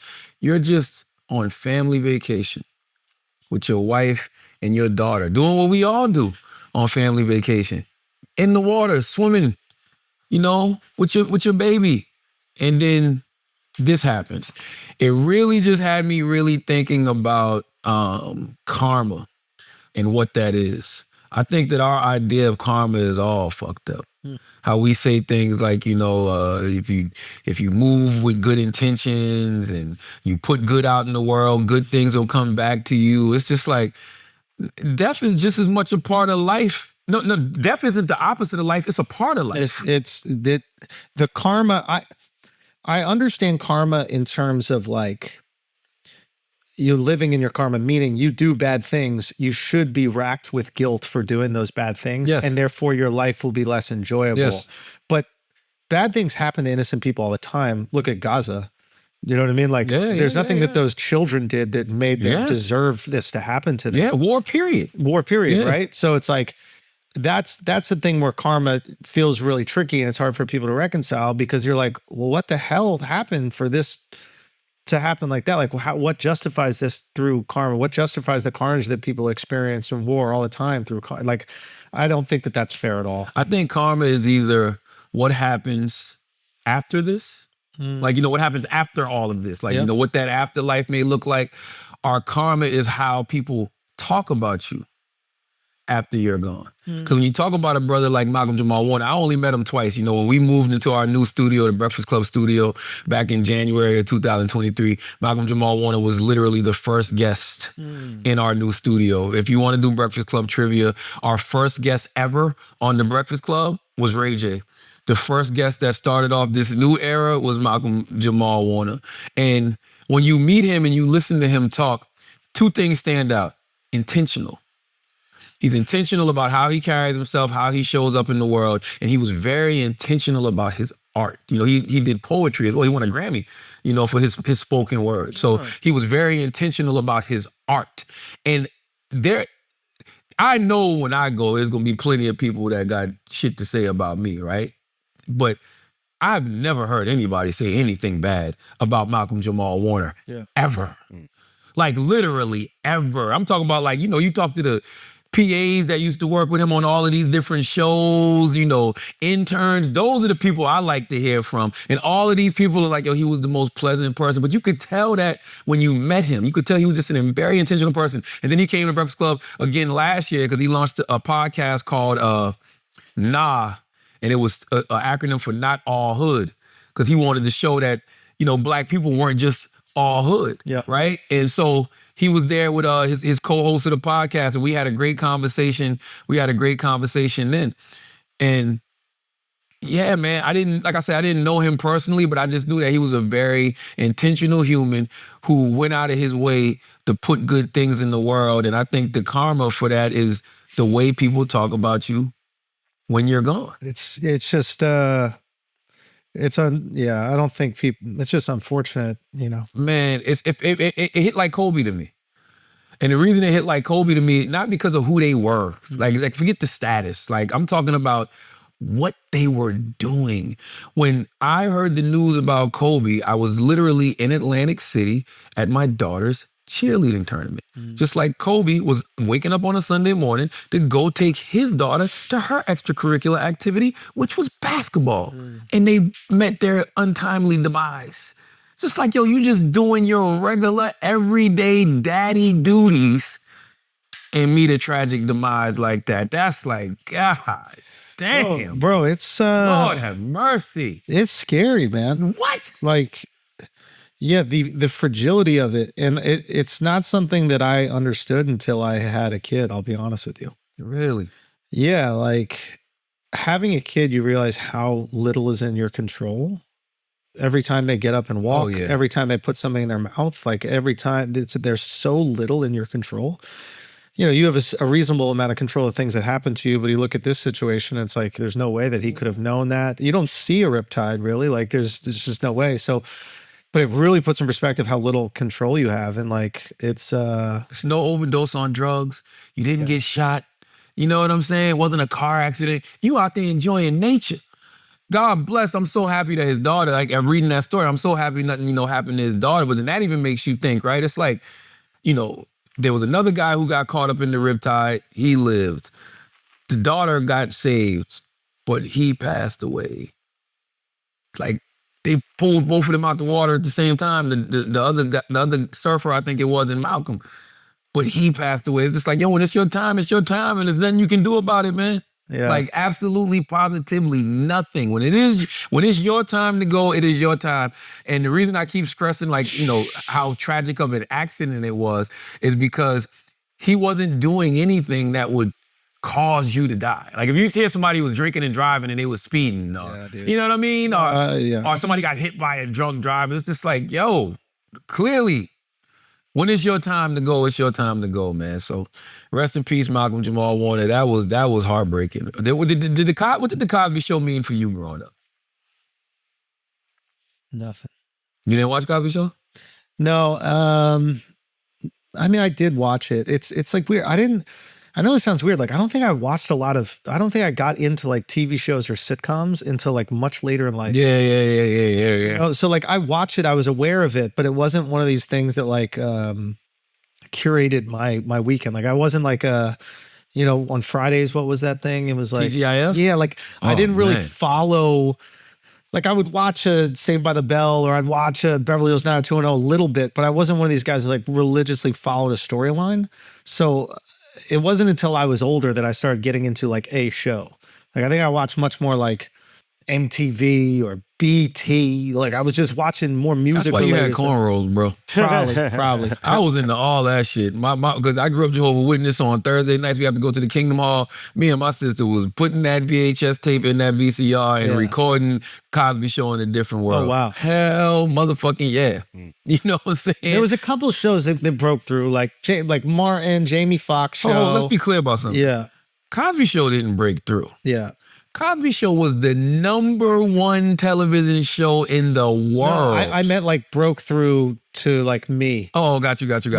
And for whatever reason, I think it could have been an age thing. Like I might have been too young when Cosby Show first came out. Like I'm 41. Yeah, I was 47. I'm 47, so yeah. So I think that like, I think we were a little young for the Cosby Show heyday. I didn't really watch it. Yeah, so I think that might have been part of it. Too. Yeah. Like I was aware of its significance, but it wasn't like you had to watch it in the same way that I think Martin was. We were talking about it the next day in school. Yeah, Martin was, that's a good point. Martin was very culturally relevant at a time when cultural relevance really, really mattered. Like Cosby Show didn't start embracing hip hop until like Eric Alexander's character came, and what was the other queen's name? Oh, I can't remember her name right now. It was Erica. It was Pam's. Eric Alexander used to play a character named Pam, and it was Pam's friend. Why the fuck I can't remember right now? Like, but they were like the 90s hip hop aesthetic to it that made you be like, oh. I remember watching what was the show that was based on them going to college? Different World. I remember watching Different Worlds, not so much Cosby Show. Like I can That makes sense. I can somewhat remember the last episode of Cosby because it was such a big deal. Like I remember the whole family like, oh, we have to watch the last episode. Yeah. Charmaine Brown. That was Pam's friend. Yes, Yeah. she was played by Karen Molina White. Yes, yeah, but I get what you're saying. Like Different World was also more cultural. Different World had Tupac on it. You know what I'm saying? Like they were wearing the HBCU hoodies and like they were dressing like how we were dressing. Like Cosby Show didn't start doing that until much later on, man. But man, Cosby, do you realize that there was an episode of the Cosby Show that had 65 million viewers? Do you know how famous you had to be in the 80s and early 90s? This was a time when there was 3 channels, bro. But like people don't even understand. It's like 65 million viewers is different than getting 65 million views on a TikTok. I think this is what people don't understand. Yes. It's like we see views, we see millions of views on like a Mr. Beast video, and you have to understand it's a little different than 65 million households turning on their TV and sitting down and watching a show with commercials, not 65 million people looking at something for 1 minute and then scrolling off. Believe it or not, Mr. Beast is niche. I know it sounds crazy to say that. Yeah. But because he's got multi-millions of followers, hundreds of millions of followers, and hundreds of millions of views on videos, billions of views. Yeah. He's niche. Malcolm-Jamal Warner, It's universal. universal. There was like, to put things in perspective, right? The Marlon Wayans, the Wayans brothers show that Marlon and Sean did. Yep. If you ask foreigners what their introduction to like American comedy was, they will tell you shows like Wayans Brothers and like Ray Romano's show. Like some of these shows got syndicated to Europe and Asia, and that was their introduction to American comedy. Damn. And like I'll talk to people abroad and they'll be like, yeah, that's kind of like where I learned to understand English. And that was at this time where America was, sending out our culture through television, and there was only a handful of shows. Like, how many shows were big enough to even do that? Yes. So, like, Friends, Yes. we would go out there. Maybe Seinfeld, but also Seinfeld was so niche. Like, Seinfeld was like New York, and it was probably massive, but it was still like New York white Jewish people. Whereas, like, Marlon and Sean were representing this different thing that the world was curious about. Hip hop music is coming around. They're like, oh, what's going on with Yes. American black people? This is interesting. We don't have them over here. Yes. So, yeah. Bro, do you know how if it I'm looking at it now, the second episode of The Cosby Show was the highest rated ever with 60 million viewers. Yeah, I mean, it's not the second insane. episode, the season 2 premiere. Yeah, it's insane. Which was titled First Day of School, which aired September 26, 1985. This means all of America, damn near. 60 million people. So think about this. You're a star immediately. That's not, you need to understand this. It's not 60 million people, Charlotte. It's 60 million households. God damn. Yeah, right? So Shit. I don't know if they could calculate how many people are in the house watching it, but 60 million views is 60 million people swiping on their phone. You're right. 60 million households is potentially 180 million people. Yes, man. Yes. Like, Yes. you gotta Yes. understand this shit. When like Yes. Johnny Carson was on, and like I think he had an episode that was like 50 million people watching. That's potentially 200 million, 50 million households. That's 200 million people potentially. That's the whole country. Nobody will ever be that famous ever again. Ever. Never. Things are so Maybe neat. athletes. Yeah. Maybe athletes. But then again, it's like an athlete in a specific sport. What a basketball athlete is in America is not going to be the same in Asia. Is not going to be the same in parts of Europe. What a soccer star is in Europe is not going to be the same in America. That's true. Because it's not Ronaldo, it's the other one. Messi or Ronaldo. Messi or Ronaldo. Low key, and I know this is a crazy statement, but I mean this sincerely. Messi and Ronaldo could walk around most cities in America and they would be recognized. Don't get me wrong. But like, there are places where you could go and you can't go and they could. I agree. Like, I get what you're saying. But there's places overseas, they can't step out the fucking hotel. Pretty much all over. Oh, yeah, absolutely.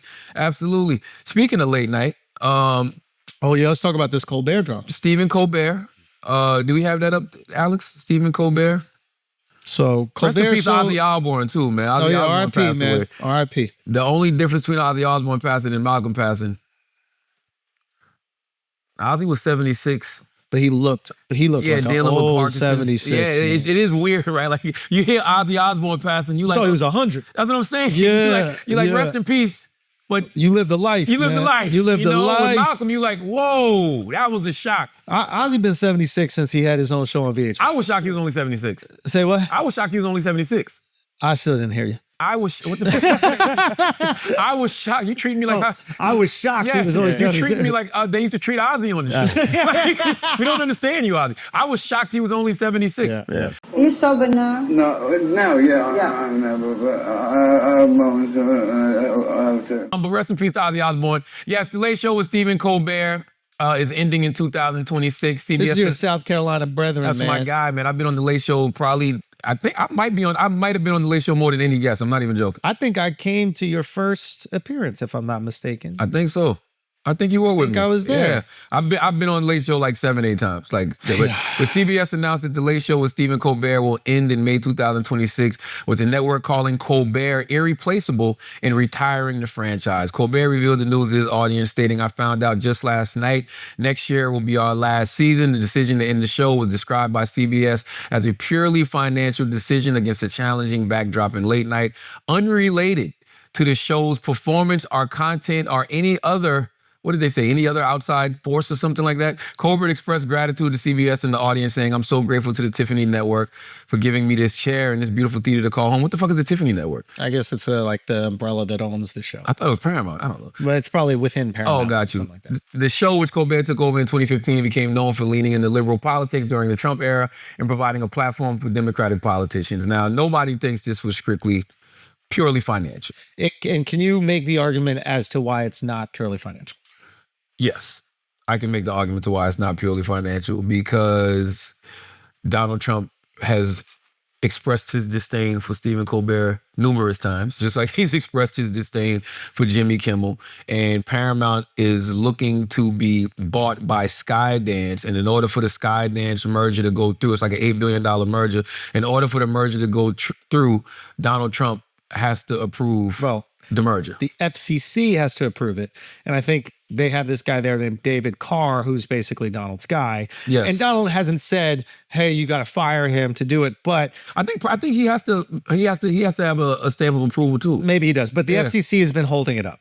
And they've been claiming they're holding it up because of this lawsuit, right? And the lawsuit was over the 60 Minutes piece with Kamala, and which CBS could have won. Which they just didn't even try to fight it. Here's this $16 million, and Trump revealed today that it's $60 million, and they're giving him like $20 million in advertising or something shit like that. Yeah. So basically, I don't know how much we want to go over this, but the claim was that what they did edit a question, the way that Kamala answered a question. Mm-hmm. Like she answered it differently on, I think it's like News Nation, and then she answered it differently on 60 Minutes, which is a CBS property, both CBS properties. But CBS did release the full transcript with it. So I think what they're claiming is that they edited her answer to make it more favorable. What CBS claims is it's the same answer to the question, just a different part of the answer. Yes. And what all people say that are looking at the case is that CBS would have won this case. Easily. Every legal scholar says that. And most people that are in the news business would fight this tooth and nail, because what you don't want to do is bend to an administration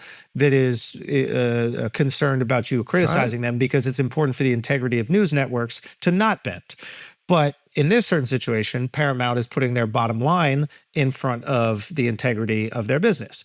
They're going, we don't care about the integrity of our media business. We want to make this merger happen. We want this sale. So fuck integrity. Let's just settle this lawsuit so we can get this sale through. Who's going to watch you if they know that you're a network that has no integrity? Well, now they have new ownership. So maybe this is the new ownership signaling, hey, we're going to be a little bit more favorable. By the way, that meeting happened that week. Who was it? Was it Larry Ellison? Was it Larry Ellison's son, His David son, Ellison, yes. owns Skydance, which wants to buy Paramount and wants to make this merger happen. So met with the FCC the same week they got rid of Colbert. Yeah. So there's a few things that are going on here which are interesting. One, CBS or Paramount. You saw that headline? What is this? DEI is dead. Paramount, David Ellison, Skydance promises FCC. Okay, so there's a few things going on here. Like, one, Paramount or CBS did this thing that was dirty, if you ask me. This is dirty. Talk to me. They released the financials of the show. I don't think they've done that. They leaked it. That's why we know that it was losing $50 million a year. But everybody said that's not real. They said he was losing money, but $40 million? Whatever. I have on good authority that that's true, but what it doesn't. The point is, it wasn't making money. And by all accounts, that's true. Now, there's different reasons as to why. We can talk about that in a second. But the reason they leaked it, in my opinion, is because they're trying to signal, hey, this has nothing to do with getting this deal made. This is just the fact that we have a show that's losing money and we want to get it off the books. But what it feels like the FCC is doing, or the Trump administration is doing, is leveraging that power that they have to stop the deal from going through in order for them to make that change and signal to people, hey, if you're not favorable to us or kind to us, then we're going to stop deals from going through. We call that authoritarian strategy. Absolutely. And it's a horrible precedent to set, especially for comedy. Like, any comedians, myself included, that like have rallied against censorship in comedy, you can't just let this go through. No. Without criticism. Now, I will say, I don't know if I would tell the Democrats to put all their eggs in this basket, right? Because the show was losing money. You're not going to convince Trump's base that there's something wrong here. But it's not just Colbert, though. No, I'm aware. I'm just saying, like, the reason, my point is, like, if the Colbert Show was making money and they did it, throw all your eggs in this basket, perfect example of authoritarian behavior. They have an excuse that will satisfy Trump's base, which is, the show's losing $50 million. It's bullshit that you can't cancel a show. I agree. And that's why I'm telling Democrats, like, I would be hesitant as to how much you want to rally on this specific cause, because it's so easily undercut to his base. Well, what about PBS? What about NPR? No. What about suing the Wall Street Journal and Rupert Murdoch? I'm not. I hope it doesn't come across like I'm saying that it's okay that those things are happening, because I'm really against those things happening. What I'm saying to Democrats is, I would be wary of this as a tool to convince disillusioned Trump voters to come back over, because they can write it off quickly because the show is losing money. Now, here's the question. Like, one, absolutely wrong if they're putting any pressure on a comedy show or any show in general that is being critical of them. Like, that's bullshit. Like, the essence of comedy is to rebel against institutions. Absolutely. Like, I think a lot of what was happening with comics that were in my zone, I guess you could say, is like, we felt like there were institutions that were not allowing us to do comedy the way we wanted to do it, and we rebelled against that. So the second it happens to the more left-leaning comedy, we can't just go, oh, nothing to see here. We also got to go, no, that's fucked up. Like, the whole point of this is we make fun of these institutions, and then if they don't let us, we make fun of them even more for not letting us. Like, that's, in essence, like, why free speech exists in America. Like, this is important shit. What I would hope more than anything, and I think this would be the most badass fucking thing to do, is I wish that Colbert does exactly what we did. We couldn't get on Comedy Central because they had these like purity rules for what is okay comedy to do. We went to the internet. We put out specials on the internet. We created podcasts on the internet. We showed that we had a real audience. And now look, like, I'm doing specials on Netflix. I'm doing movies. I'm doing all these things. We showed that the people are there. One big difference, though. No, I agree. The big difference is, like, there's a difference between institutional government power and just a comedy network that's saying, oh, no, I was just going to say, because you're 41 and he's 61. Oh, no. I think that's a good point, too. But I guess what I'm saying is, like, it would be so badass for me if they're like, we're doing this show and we're going to do it on YouTube and prove that we're the biggest fucking show, and we're going to say whatever the fuck we want, and then show that the people actually do want this type of television and these like jokes to be made, and there is an audience for this. Like, embrace the internet in the way that we embrace the internet, and prove to the powers that be that they can't silence you. I think we're going to get some of the best Colbert we've seen over the next 10 months. He's been on fire all week. Jon Stewart was on fire on Monday, cooking. But, you brought up the ad revenue thing. Here's the thing, and this is why I say it has to be more than just financial, right? Ad sales for Colbert dropped from around 121 million in 2018 to 70 million in 2024, and nearly 40% died. That's not just Colbert. It's late night TV, period. Well, I think it's period. It's linear in general. Linear in general. And what we mean by linear is just like TV on TV. TV on TV. Colbert has great numbers digitally. Like, if you watch the interviews, the clips. He's got great numbers for TV. Not anymore. 2.5 million viewers. He's the highest. I get compared to the heyday of late night. Right. It's not even close. And the heyday of late night is what these ad budgets are dependent on. Right. That's ridiculous, though. No. 40 million, 50 million people. You're not getting that. No. I know they're not. But what I'm saying is, there's ad revenue goes down when views go down. Yes. And they were just getting less views than they used to. So naturally, the ad budgets are going to go other places, right? Like, they'll honestly probably go to like podcasts and digital stuff. Absolutely. So you have to hold the Colbert Show accountable a little bit for not leaning more into advertising or monetizing their digital presence, where they do have a huge audience. I hold the Colbert Show responsible and Paramount responsible because, well, really Paramount more so than anything. You don't just cancel a show like Stephen Colbert, especially when Stephen Colbert, when you're on your quarterly calls and you're talking to your shareholders and you're talking to the revenue people, that's one of the top shows you bring up all of the time. Yep. The Late Show, and how it's the highest rated show on late night. Every other late night show has made cuts. Jimmy Kimmel doesn't work in the summer anymore. He doesn't work in the summer anymore because of budget. Seth Meyers had to get rid of his band. Jimmy Fallon only comes on 4 days a week. You know what I mean? They didn't even do anything with the Colbert Show. But there's a reason why, and a lot of people don't know this. So, like, in order to keep Colbert in New York City, they had Governor Hochul. Yeah. So what they did is they didn't want the Colbert, which is this late night institution for New York, to leave New York. So they made an agreement in order to get tax cuts. So they got these tax cuts that would lower the amount of money that they would have to make to be profitable. But the exchange with the government was essentially that they had to keep a certain amount of people employed. So they can't fire anybody. When you can't fire anybody, like you just mentioned with those other shows, they fired a lot of people to reduce the cost of the show. They can't do that. And they have 7 different unions. The rent in the building is probably astronomical. Like, the Colbert Show makes money. Let's say it makes $50 or $70 million a year in ad revenue.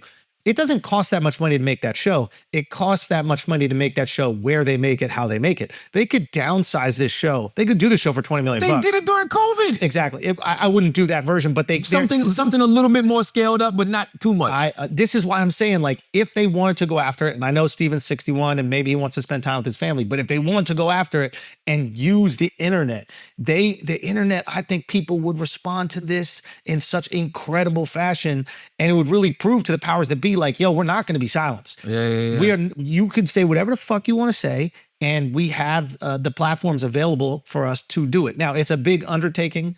I get what you're saying about age, but I do think the audience is there, and it would be the most badass, rebellious thing to do. I mean, by the way, these guys have made a lot of money. Colbert was making $15 to $20 million a year for like the last decade, bro. Like, you know what I'm saying? Like, he's made a lot of money. He's got a beautiful life in Jersey, a beautiful life in South Carolina.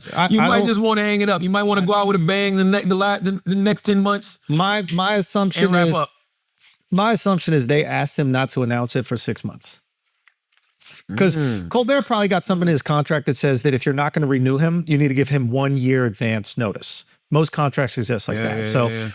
They told him, and then they probably were like, we would really appreciate it if you just wait 6 months to announce this, and then we can do a great last 6 months of the show. And he was like, fuck that. Yeah, and good for him for saying that shit. Because he had just came back from vacation and he shitted on Paramount. He was like, they have a name for what Paramount did, with Trump by giving him the $60 million, and it's called Big Fat Bribe. Now, I believe this kind of complicated financial settlement with a sitting government official has a technical name in legal circles.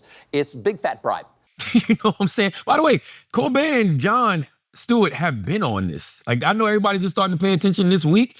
They've been on Paramount to not settle, letting them know what the ramifications of this could be, how it's going to look. Everybody knows it's political. Do you think the same guy who literally just told the Washington Redskins last week, the Washington Commanders, if you don't change your name back to the Redskins, I'm not approving this new stadium. Don't fall for all them distractions, bro. Don't fall for the MLK shit, this ridiculous Obama shit he's doing. Like, all that is distraction. Epstein. Boom.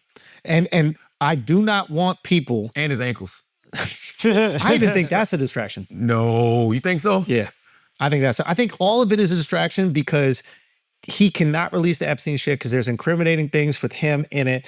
And I don't know if it's incriminating to him. I can't say that. But he's obviously in the files. I think the Justice Department told Pam Bondi that he is mentioned in the files.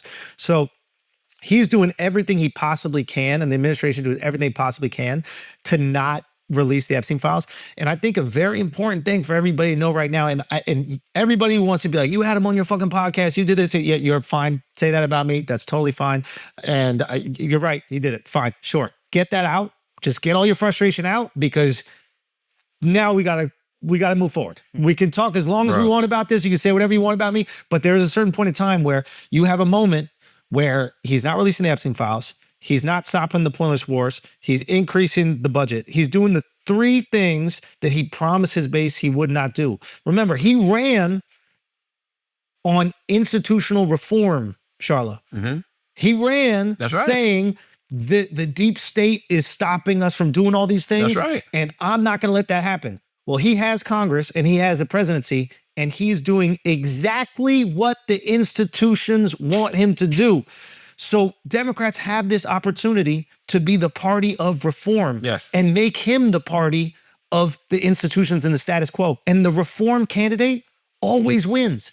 But they have to make a choice right now to decide whether they want to finger wag and virtue signal, or they want to bring people into their coalition. Get the finger wagging out. Say whatever you want. Say whatever you want about me. Say whatever you want about everybody. I'll take it. I don't care. But there's an opportunity now to bring people in to win an election, and you cannot do that if you want to spend time virtue signaling and finger wagging. I agree. I think after you say I told you so, now you got to figure out what we do next. There we go. Listen, the fact that the House, Bro, this was crazy. the House shut down for the summer. So they didn't have to vote. So they didn't have to vote On releasing the Epstein the Epstein files. This Just is- think this is- about that for a second. This is pure corruption, man. So listen, Yeah. I'm an American citizen. The House, the place where they go to vote on different legislation, things that help American people, have to shut down for 2 months just so they don't do a vote on the Epstein files? For all the people out there saying, oh, What? the Epstein thing is a nothing burger, the Epstein thing is another. If it's a nothing burger, then why are they shutting down Congress so they don't have to release Give the me a files? nothing with cheese. Thank you. Right? 100%. I don't even eat cheese. And this is the thing about Dems right now. The Republican base is not supportive of Trump right now because he is rejecting all the things he promised to them. What have I right? been saying for months, Andrew? We know Republicans are going to fumble, but Democrats don't have the team to recover the ball. Listen, They don't have the team to recover. It's right there. yeah, but we could Remember when Cam in the Super Bowl did like this and backed away from the football? Remember when Cam Newton did that? That's what they're doing right now. It's right there. But here's the thing. They are putting pressure, and Republicans are also putting pressure. And there's this bipartisan support amongst the people, not amongst the politicians. They're all protecting the fucking pedophiles and they're protecting all the corruption. Both sides, by the way. But the people want this thing. And if I'm anybody that's like in politics right now, I am being unrelenting on this shit. I am telling Democrats, do not take your foot off the gas. Don't take the bait. Don't take the Obama bait. Don't take the Redskins bait. Don't take any of this bullshit bait he's going to throw out. Stay on Epstein. Stay on Epstein. Because his base is pissed about Epstein as well. Bro, All they got to say is Trump is protecting pedophiles. That's it. That's it. we had this whole conversation That's it. last week. There is no other issue for Democrats to be talking about right now because it is the bridge between them and the support of Trump supporters, them and the support of MAGA. It's the one bipartisan issue everybody motherfucking agrees on. Now, let me tell you something else. This is my personal opinion. This is who is going to end up being the heroes in all of this. Republicans. And I'm going to tell you why. This is just my personal opinion. I think they lining Trump up. I think that there's Republicans and powers that be that want their party back. They see how this guy is not good for the world, right? Especially the economy. And they're like, this is our opportunity to get him out. Because they're making a show of it.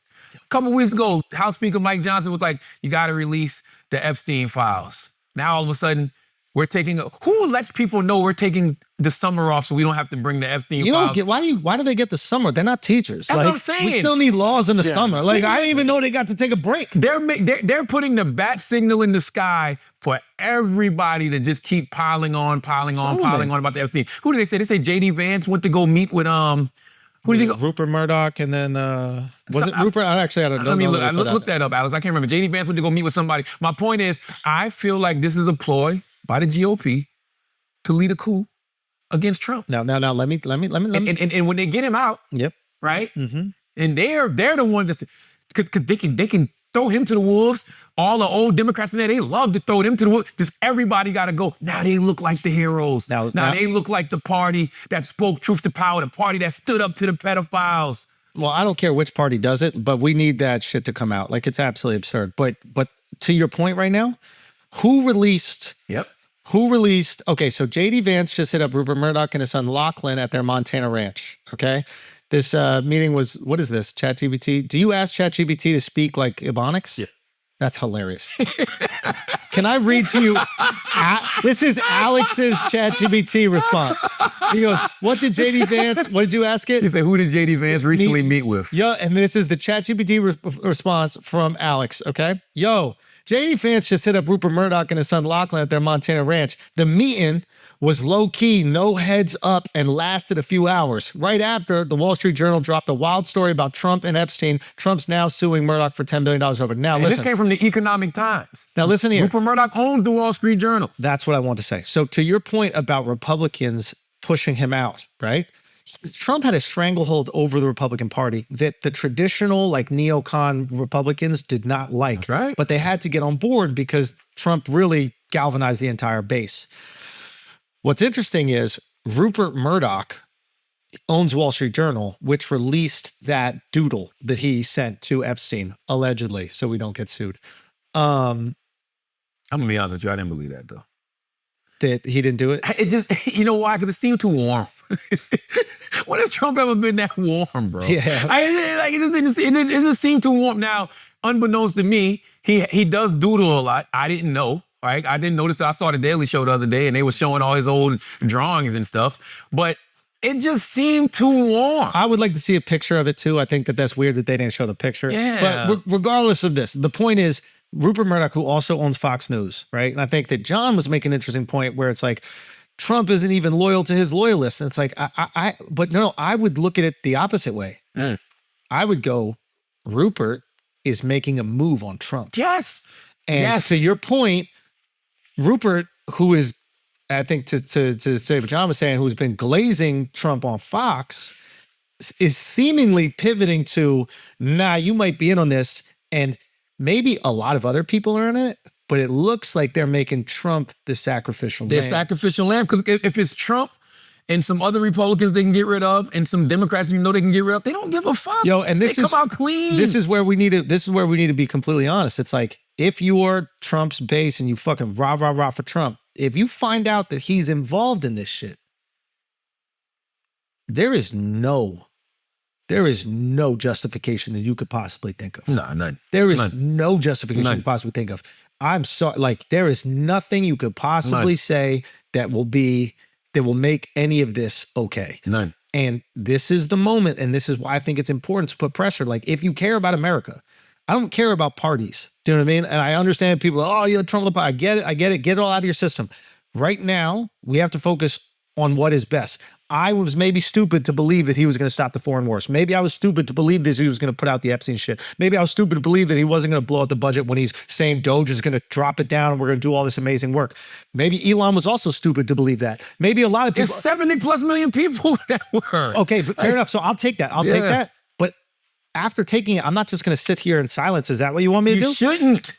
Just like Democrats shouldn't have just sat back and watched old man Biden for 4 years and pretending like he wasn't senile. No, like, and yo, shouldn't have fucking covered it up. This is what you do when the person you voted for, I don't care if you voted for him or not, but if you voted, right? Once that person becomes president, they are the president of all of Americans. Us. Facts. I feel like it's more powerful hearing Trump critique from the people who voted for him. Mm-hmm. I think it's more powerful coming from Rogan. It's more powerful coming from you. It's more powerful coming from Candace Owens. Because now it's like, oh, these are the same people who platformed them, so now I'm going to listen to them if they're telling me some fucked up shit is happening. I always used to say, if you lie to people about Democrats, they won't believe you about Republicans. It's the same thing here. If you lie to people about Republicans, they won't believe you when you tell them about Democrats. All you're doing is telling Americans what the fuck is going on in America.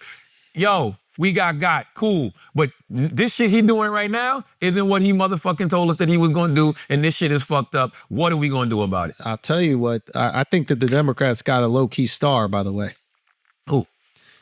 This sounds like I'm setting you up. I promise I'm not. Do you know who Jon Ossof is, or Ossof? Oh, yeah, from Atlanta. From Georgia. Senator from Georgia. I want you to watch this thing that he did recently. I want to watch this speech that he did recently. Continue because we're at hour 50. Oh, okay. Yeah, let's watch it. Let's watch it. Yeah, this is good. I want you to watch this Jon Ossof speech that he did. So he's a Democrat from Georgia. Yeah. Keep in mind. He got in office in 2020. No, yeah, 2020. Here you go. Ready? This is a Democrat from Georgia. Now, keep in mind a couple things about this. One, America loves Southern Democrats. There's something about the South where I think the South trusts a Southern Democrat right. a little bit more It's than like wholesome. a liberal elite from New England or some shit, right? OF. Yeah, we've had John on Breakfast Club before. We had him Really? we had him on Breakfast Club when he was running for Senator of Georgia. And I think he's been on like one other time. There it is, right here. Okay, go. See, I get why people voted for him. Because even before he came on the scene, America had the most corrupt political system in the Western world. It's been running on corporate money, secret money, billionaire money, both sides. And it's worse than ever now. Citizens United was the worst court decision in modern American history. Boom. Boom.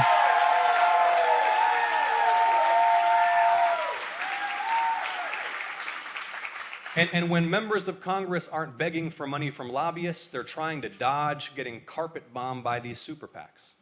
Senators get threatened every day with millions and millions of dollars of attack ads over the votes that we take. And see, this is why nothing works for ordinary people. It's not because of woke college kids or trans students or because there are interracial couples in cereal commercials. It's because the people's elected representatives don't represent the people, they represent the donors. And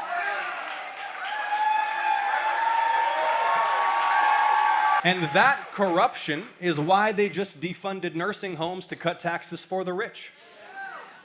Corruption is why you pay a fortune for prescriptions. Corruption is why your insurance claim keeps getting denied. Corruption is why hedge funds get to buy up all the houses in your neighborhood, driving you out of the market, and then your corporate landlord ignores your calls during a gas leak. Corruption is why that ambulance costs $3,000 after you just had to get your choking toddler to the hospital. So Trump promised to attack a broken system. I get it. Ripe target. But here's the thing, he's a crook. And a con man. And he wants to be a king. Yes, the system really is rigged, but Trump's not unrigging it, he's re-rigging it for himself. I agree with every single word he said. That motherfucker looks I like agree Superman. with every single word he said. He's handsome. He's doing something that's really important. He's calling out his own side.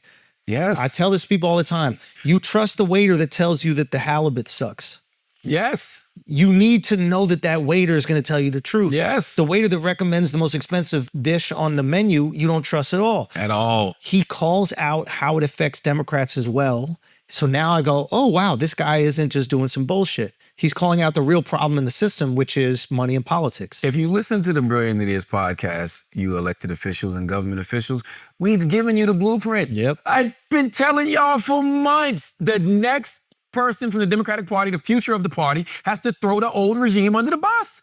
It's really just that simple. You've been saying this nonstop, and you can get a lot of fucking criticism for it, and you will never get celebrated when they actually do it. I just Never. want to let you know. Never. You will get all the criticism, and they'll act like it never happened when they do Never. it. Yeah. Well, I'm not going. When I was on Daily Show last night, I definitely brought it back up though. I had to because I was talking. But the point I was making on Daily Show last night was that they're trying to distract you by bringing up this Joe Biden, this old shit again. And there was a bunch of motherfuckers who lied about that. Yep. I wasn't one of them, Yep. right? And then I was like, but if you want the opportunity to call out another old president, here you go, right? Because Donald Trump, physically and mentally, ain't looking too good right now. I don't All know right? if that's the argument I would make, but Bro, this guy's ankles look like he got Chris Christie in his socks. What are you talking about? What are you fucking talking about? I just don't know if that's the thing that's going to get the basics. Oh, no, I'm with you. Yeah. I think that you just...